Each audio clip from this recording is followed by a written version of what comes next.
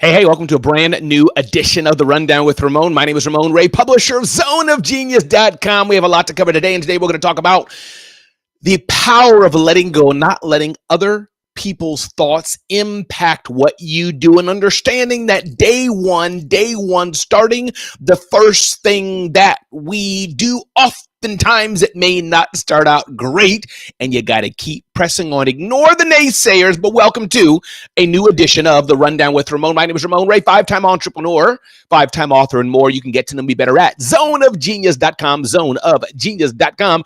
Don't miss out on our weekly email newsletter giving you all the kind of genius tips and insights for your business. Zoneofgenius.com. Sign up. Let's get started on a brand new edition of The Rundown with Ramon, and I'm so glad you're here today. Let's start.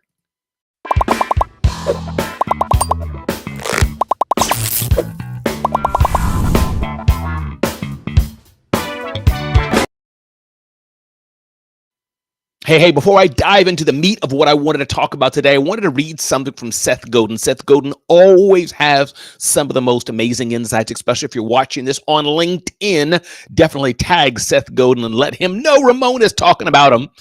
Seth Godin talks about the power of enrollment and engagement, and he says, teachers and organizations benefit from both, but they are not the same. Engagement is the delight we have when we lean into the process. Engagement happens when social media is optimized for maximum focus, and it can also be seen in a student who's in sync with a teacher who cares. Enrollment is a commitment to change. Enrollment in the process means we're willing to push through the difficult parts because the outcome is part of our goal. Obviously, they overlap quite a bit, and one of the best ways to get one is to have the other. True transformation requires enrollment, even if it doesn't always promise engagement. That is powerful. Engagement is the delight. We lean into the process. When social media is maximized for focus, Seth Godin says. Then he talks about enrollment, getting all in as commitment to the change. This is deep, and I'd suggest you go back and check this out if you missed that nugget from Seth Godin. I believe it's in his email newsletter of today. But the main topic of the day, how do we say no? How do we get rid of the naysayers in our mind? I heard this on Clubhouse today. My friend T.M. Hyman talked about this, and others joined in. And I thought it was very interesting.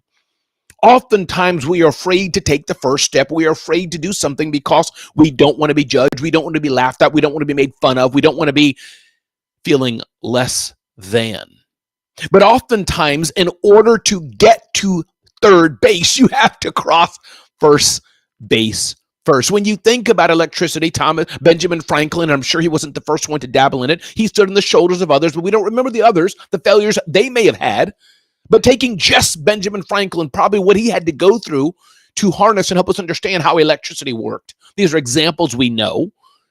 When you take a look at examples of the revolutionary of the combustion engine, Henry Ford, I don't even know if he was the first one to do it, but he was the first one to popularize it. He and others before him had failures. You take a look at recent days, whether you want to go for Barack Obama, I believe he failed at his first senatorial run or congressional run, something, and he was a two-time, I believe, president of the United States.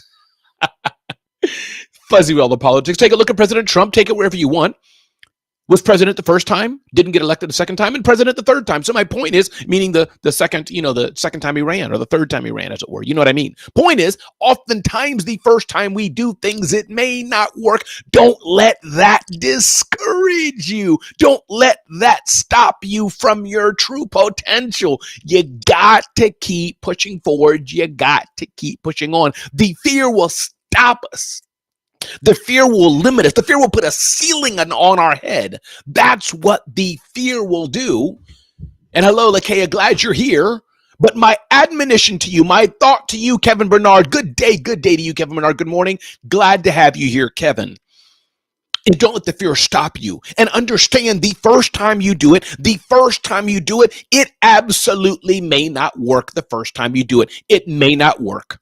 Other people may look at what you're doing and they may be laughing at you. But here's the thing. Most of the time, it's not people laughing at you. It's not people looking at you with a side eye. Most people are not. Many people are probably cheering for you. It's your own self which is pushing you down. It's your own self stopping you, your own self keeping you from the success that God may have right in store for you around the corner. Or you may have to go through the valley for some time before you see the success. Lakea, before you see the success, Kevin. This is the message of the day on the Rundown with Ramon. So I hope that is helpful for you. A few of the things I want to touch about, we may come back to this. Ding, ding, ding, ding, ding, ding, ding. Netflix posts major earnings beat as revenue grows 13% in the first quarter. Now, you may be thinking, Ramon, what in the world does Netflix, this billion-dollar brand, report a revenue of $10 billion for the first quarter? This means it's a $40 billion company, as it were. $10 billion in the first quarter, almost $11 billion, $10.5 billion. But what does this have to do with you? Well, what it has to do with you, a few things I want to pick out, is the power of entertainment. Yes, people need solutions to their emergency needs when they get sick or things happen, but that's few and far between, the emergency. But people always want to be entertained, always want to be entertained. And that may not be a parallel example because there's billions to be made in the emergency industry. But the point I'm trying to make is that don't lose sight of entertaining and informing people. What are millions of people doing every night going on Netflix, not their regular TVs? Maybe Hulu, but I think Hulu has less market share than Netflix, I'm guessing. Going on YouTube TV, whatever the platform may be. Alexandria and Nicole, good morning to you. Glad you're here today on the Rundown with Ramon. Alexandria, thanks for joining me. Glad you're here. That's the lesson, one lesson from Netflix. Many different tiered plans depending on what you want or what you need. Yes, investors are worried about Netflix and worried about the economy. And I'm not going to dive into the economic numbers here, way above my pay grade, not something I'm comfortable with. But the lesson, the nugget I want to give you all is when you're in the entertainment space, when you use engagement to reach your customers, it can be a winning recipe. Ding, ding, ding, ding, ding, ding, ding. We covered here on zoneofgenius.com. Again, don't miss out. Hey, what's up, Sean? Glad you're here, Sean. Thanks for being here on the Rundown with Ramon. Good day to you, Sean Givens. Glad you're here. Thank you. Interesting item here, and this sounds like it's getting political, but it's not. We covered this again on zoneofgenius.com. Don't miss out. Go to zoneofgenius.com. Sign up and don't miss out. Zoneofgenius.com. But here's what we unpack. The Democratic lawmakers are hosting their own kind of mock events, mock trials, as it were, and doing it really just for the sake of publicity. And it's not bad. Here's my point. Not getting political, because Republicans have done it as well. Democrats are not in power. They cannot hold hearings in Congress. Republicans will stop them. Same way that Democrats have stopped Republicans from holding the hearings they wanted when Democrats are in power. But Democrats are saying, you know what? We can rent an event space, bring together our experts, bring together our political leaders, and still have a event, still have a mock hearing, not a legal hearing because that can only be done by Congress, but still have an event, capture it, and still get attention for our cause. The nugget here for you, Sean, the nugget here for you, Alexandria, for you, Kevin, for you others who are watching this is that you don't have to wait till you have the true power. You don't have to wait to be called. Don't have to wait to be anointed. You don't have to wait. You don't have to wait. You can do things on your own. Here I am on the Rundown with Ramon. What is my goal? I would love to have the Rundown with Ramon on a huge platform like CNBC, Business Insider, Yahoo News, Fox Business, something like that. But until that happens, I'm here sharing a Rundown with Ramon with whoever joins. I'm here showcasing my talent, my edutainment to whoever joins. So you as well, Sean, don't wait to be picked. Don't wait to be anointed.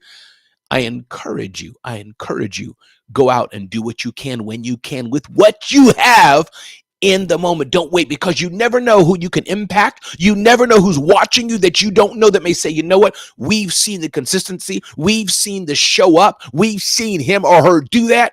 We're going to move them to the next level. Sometimes you have to take step one before you can get to step two, which leads you to step 3, 4, 5, 6, 7, 8, 9, 10. Come on, somebody. I hope I'm inspiring somebody this morning. Again, my name is Ramon Ray, publisher of zoneofgenius.com, 5-time entrepreneur, 5-time author. If you don't want to miss out on nuggets like this, you don't want to miss out, definitely go to zoneofgenius.com, zoneofgenius.com, and sign up so you don't miss out on what we're getting at. Sean Givens is in the house listening to what I'm saying. Thank you, Sean. Faith without works is no bueno. Ding, ding, ding, ding, ding, ding, ding. Another thought here. We covered this on zoneofgenius.com. We covered this recently on zoneofgenius.com. Entrepreneurs and hotel housekeeping. I'm curious, what do you say? Alexandria Nicole, when you go to a hotel, do you like housekeeping to come to your room, or do you not? What do you say, Alexandria? What do you say, LaShawn? Glad you're here. Good day. Good morning to you, LaShawn. Thanks for being here on the Rundown with Ramon. Well, guess what? I did a little survey, a little poll on my Facebook page some days ago, and we were divided half and half. Half of the entrepreneurs said, yes, I want housekeeping to come to my room. I want them to fluff the pillows. I want to turn it down. I want cleaning service every day, especially if they're staying longer. Some said, the other half said, nah, don't come by the room. Sean's like, nope, don't come by the room, and I will leave you a tip. Me, if it's only a few days, I really don't need housekeeping in the room. I can throw up my own trash, meaning I put it in the trash can, seal it, put it outside the door, make my own bed. My bathroom's pretty tidy. I'm a tidy person, very organized person anyhow, so I really don't need them, but it's amazing. Some people over half the room said no. Please come on in and make my room spickety span. So I thought that was interesting. That it shows that we're all different, Alexandria. We are all different. Some people wanted housekeeping. Some people didn't. I thought that little nugget was interesting. What do people want? Ding, ding, ding, ding, ding, ding, ding, ding. I covered this yesterday, and I wanted to bring it back again. The aspect of thinking bigger. Now, as my coach, Lachelle Barnett, says for sure, or Burnett says, always keep mixing up her last name, I want to think bigger. I need to think bigger. But thinking bigger without a strategy behind it is only a recipe for confusion. That's something I want you all to understand. Thinking bigger is good, and we need to think bigger. But it can be a recipe for confusion. So my thought today, my admonition today for all of us is, let's think bigger. Yes, let's think bigger than where we probably are, because what we're probably thinking right now is probably not big enough. That's my bet. That's my thinking. That's what I guess for some of you. But I also, as you think bigger, want you to think with strategy, because just thinking bigger alone is a recipe for disaster, is a recipe for you to think bigger, but still having nothing happen at all. Nothing happening at all. So I want us to think bigger today, but I want us also to think more strategic. As you all know, Starbucks baristas, we talked about this, they have to have a dress code, they have to have the apron, and they have to have a black top, and Starbucks is going to defray the cost of this, they say. They're going to provide this. But interesting article in Business Insider, some Starbucks baristas told BI they're not impressed by the chain's new dress code. Starbucks will provide 2 free t-shirts. That's great, but said they're expected to pay for their own extra clothes. A spokesperson pointed to testimonials from employees who said they welcome the dress code change. Yeah, you're always going to have a few naysayers who don't like it. But listen, Starbucks giving you 2 dress shirts to wear, 2 black tops. Most people have something black. It's not an arduous dress code, in my opinion. And I do think dress codes are good, saying, hey, you got to wear black shirts at the top, and the bottom can be black, blue, or khaki. That's not too bad. Most of us have black, blue, or khaki bottoms, a dress, a skirt, or pair of jeans, pair of pants, or something. And most people have a black shirt, a dark shirt, and Starbucks has said, we're going to provide 2 for you. Yeah, I think that's okay. I think a uniform, hey, Deborah Williams, glad to have you here. I think a uniform adds consistency to what we're doing. Listen, everybody, my name is Ramon Ray. We're getting ready to wrap up this edition of the Rundown with Ramon, but I'll be back in 1 second for final thought of the day.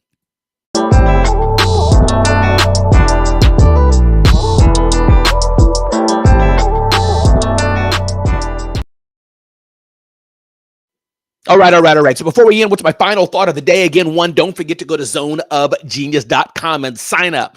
But shout out to my friend, Mark Schaefer, his book, Audacious. My friend, Mark Schaefer, his book, Audacious. Let me get that glare out of there. Audacious, the book you need to read. Marketing can be very confusing, especially in this AI-powered world.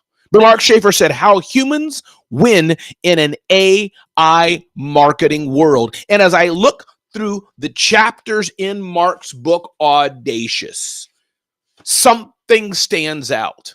That even with technology, even with AI, even with the competitive landscape going crazy, we can still leverage the power of our creativity and our daring to be audacious to win. Let's start with a rant. There are 4 great problems in marketing today, and it's not getting any easier. And I bet one, maybe, I don't know, is the challenge of getting attention. But here's what he says in Act 1, disrupting space.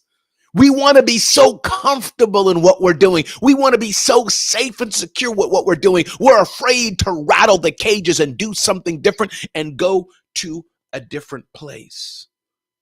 I like what he says. Everything can be a platform for your story. What story do you have, and how can you put your story on a platform to get attention to it? As Sean says, yes, the marketing landscape right now is insane. Everybody's fighting for attention. Everybody's a publisher, like more than ever. But he says disrupting the narrative. The world of marketing is in a permafrost of boring. Let me explain why. Boring oftentimes doesn't work. He says, kill the brief. Oftentimes marketers want these big fancy briefs. Chapter 8 goes inside secrets from the master of viral content.